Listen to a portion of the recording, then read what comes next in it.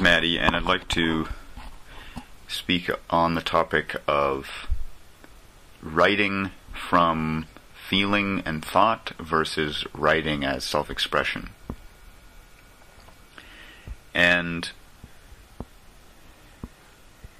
what inspired me to talk about this is a paragraph I read just now in my textbook for my English class. I just started reading this book.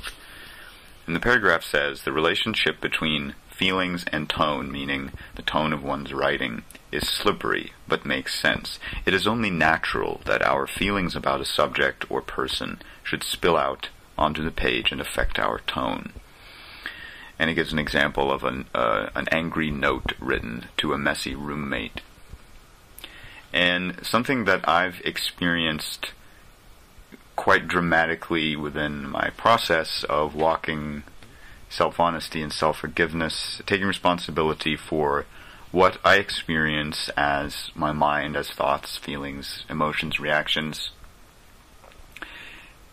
Feelings and emotions and reactions are when I look at, I would call it my past life, however, in this lifetime. But before I started walking specifically my process of applying myself within self-honesty and self-forgiveness and taking responsibility for who I am, the way I experienced emotions and feelings and reactions is that was just part of me. That's just what being a human being was. It's just experiences that were natural, that just occurred, and that there wasn't anything you could do about that, because that's just how things work. They're just accepted.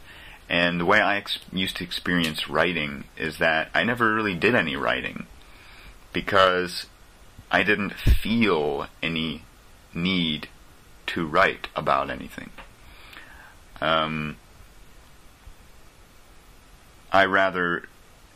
What I rather felt like doing was I did more painting and other things like that. But I didn't feel any inclination. I didn't feel any inclination to write at all. I had nothing to write about. And the little that I did write when I was involved within New Age and spirituality was a few messages here and there on early blogs that I had, where I was basically reciting knowledge and information that I'd gotten from channeled messages and books that I felt good about, that painted a picture that I liked looking at and wanted to spread that message. So I basically sort of put that knowledge and information in my own words and spread it. And in that context, the writing was because I felt good about this message I heard. It made me feel better about my life, and so that's why I wrote it. But when I started my process participating with Destiny, I started writing about myself. I'd never kept a journal, I'd never kept a diary. I'd tried on a few occasions before in the past, but I didn't ever know, there was like nothing to really, I didn't know what to write about. Because I didn't understand the point of self-honesty, self-investigation. Spirituality and New Age had not assisted me. I mean, I'd encountered all the knowledge and information that one can imagine, but I'd not, massive books that's been around for hundreds of years, some of them. And I did not find any method or teaching that assisted me with any type of insight into how I can properly investigate myself.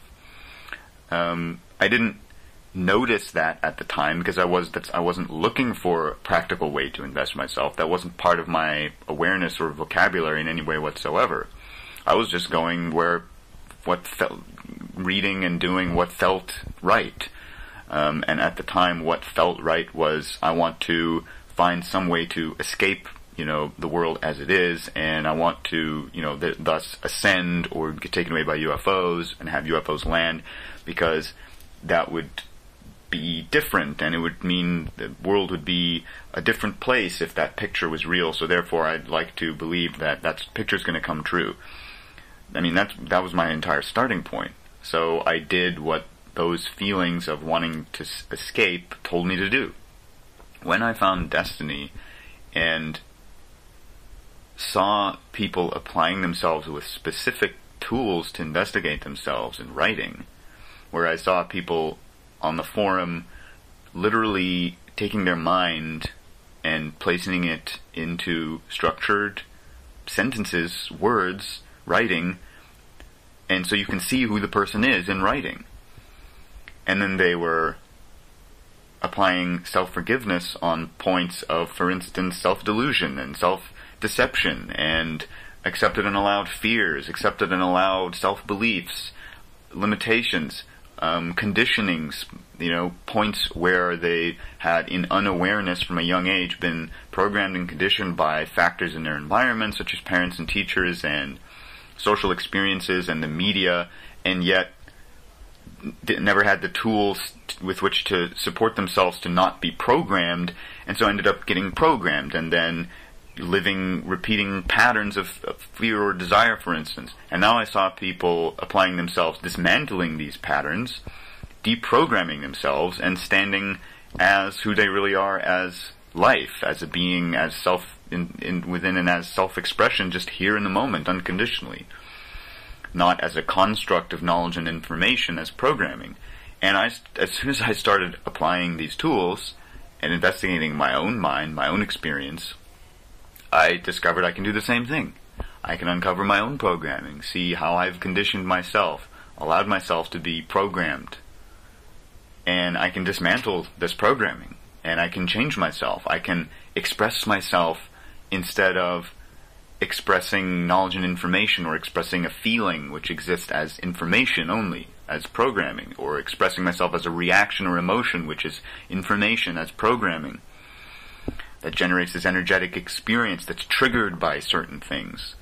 I mean, I found I can actually identify what triggers this energetic experience in me as a reaction, for instance, and I can do self-forgiveness on the trigger point, do self-forgiveness on accepting and allowing the reaction, trace the reaction back to when I first had it in my life, how did I create it? For example, I may have taken something personally that someone said about me and created a belief about myself, and then from that moment on, I repeat that moment over and over and over again whenever a similar scenario is encountered and the same trigger point is present, then I have that reaction. Now, I mean, I'd always accepted my reactions just being, that's just who I am. I react. I get angry now in this type of situation. But no, that's not how it is. It's not just some natural thing. It's specific self-programming. And I found I can identify these points of specific self-programming, and I can dismantle them. I can forgive myself and release myself from this pre-programmed bullshit. And I can actually express myself. I can walk down the street and not feel anxiety and self-consciousness about people looking at me or what they might be thinking about me, which is stuff I used to experience in my mind. And now when I walk down the street, I don't experience anything. I'm just me. I walk down the street. I'm me. It doesn't matter who's walking by me or looking at me or how they're looking at me. There's no thought or reaction in my mind of, how is that person looking at me? Oh, I hope I don't look foolish and stupid. I wonder if they're judging me right now. All this bullshit. Back chat. That is not who one really is. It's self-programming. And